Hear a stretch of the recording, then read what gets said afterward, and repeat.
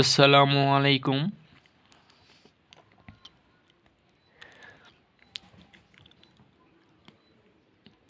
Chemistry হ্যাক্সের পাশাপাশি আমাদের physics হ্যাক্সও শুরু হয়েছে সায়েন্স হান্টার্সের পক্ষ থেকে। তো আজকে আমরা মাত্রা নির্ণয় করব। মহাকর্ষীয় ধ্রুবক জি এর মাত্রা নির্ণয়, গ্র্যাভিটেশনাল ফোর্স,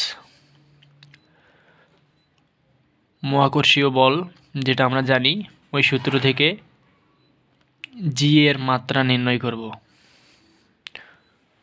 তাহলে আমরা জানি মহাকর্ষীয় বল, গ্র্যাভিটেশনাল ফোর্স এফ সমান জি এম1 এম2, দুইটি বস্তু যদি আলাদা করে আমরা বলি, m1 m2 বাই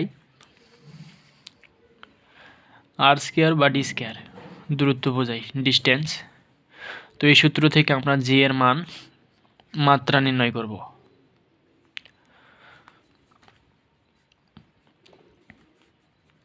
তাহলে আমরা লিখতে পারি এফ ডি স্কোয়ার জি m1 m2 আর আদি গুণ করলাম।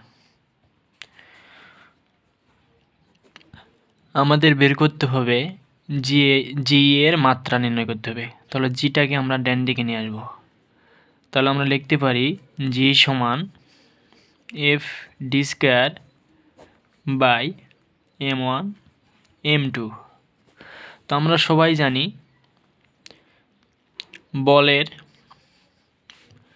বলের মাত্রা mL/2। তো আমরা জানি বল এফ সমান ma, ভর ইন্টু ত্বরণ। আমরা জানি প্রতিটি শব্দেরই ইংলিশ টার্মের প্রথম অক্ষর দ্বারা ওই রাশিকে প্রকাশ করা হয়।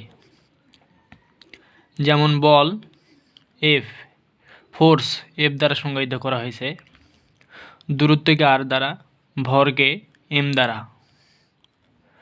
তো আমরা জানি দৈর্ঘ্যের একক মিটার, লেন্থ মানে দৈর্ঘ্য বোঝায়, তো এল দ্বারা আমরা মাত্রা নির্ণয় করি, মাত্রা প্রকাশ করি। দূরত্ব ডিস্টেন্স, এটাকে এল দ্বারা প্রকাশ করি। ভর এম, তো বড় হাতের এম দ্বারা প্রকাশ করি আমরা। তো সবগুলোকে আমরা এভাবে প্রকাশ করি। তাহলে প্রতিটি নামের প্রথম ইংরেজি শব্দের প্রথম অক্ষরই হচ্ছে সেটার মাত্রা নির্দেশ করতেছে। তাহলে আমরা এখন লিখতে পারি জি সমান, বলের মাত্রা আমরা এখানে নির্ণয় করেছি, বল এফ সমান এম এ, ভর ইন্টু ত্বরণ। ভরকে আমরা এম দ্বারা প্রকাশ করি, এম। ত্বরণের মধ্যে আছে, আমরা জানি ত্বরণ সমান কি, বেগ বাই সময়। বেগটা হচ্ছে সরণ বাই সময়। তাহলে বেগকে যখন আমরা আবার ভাঙাবো তখন সরণ বাই সময় হবে। তো আমরা লিখেছি বল সমান mL/2, দূরত্ব এল, ভর এম। তো আমরা এখন এই মানগুলো, আমাদের বের করা সাইড নোডের মানগুলো আমরা এখন এখানে অ্যাপ্লাই করব। তাহলে বলের মাত্রা পাইছি আমরা mL/2 ইন্টু দূরত্বের মাত্রা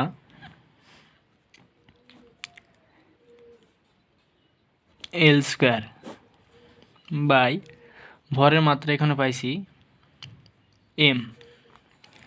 এম ইন্টু এম। উপরে একটা এম, নিচে একটা এম, এম কেটে যায়। তাহলে উপরে থাকে এল টি ইনভার্স 2 এল স্কোয়ার, নিচে এমটা ভাগ অবস্থা আছে, এটাকে যখন আমরা উপরে উঠে দেব তখন ইনভার্স হয়ে যাবে। তাহলে এম ইনভার্স 1। তাহলে এটাকে আমরা লিখতে পারি, যদি একটু সাজিয়ে লিখি, এল কিউব, এল স্কোয়ার আর এর উপর 1 গুণের সময় পাওয়ার যোগ হয় L cube M inverse 1 T inverse 2, এটাই হইতেছে আমাদের জি এর মাত্রা সমীকরণ। আমরা এখানে একটা জিনিস লক্ষ্য রাখবো, আমরা অনেকেই ভুল করি, মাত্রাটা লেখার সময় অবশ্যই এটা থার্ড ব্র্যাকেটের মধ্যে রাখতে হবে, তাছাড়া এটা আমাদের ভুল হবে। আশা করি সবাই বুঝতে পারছেন।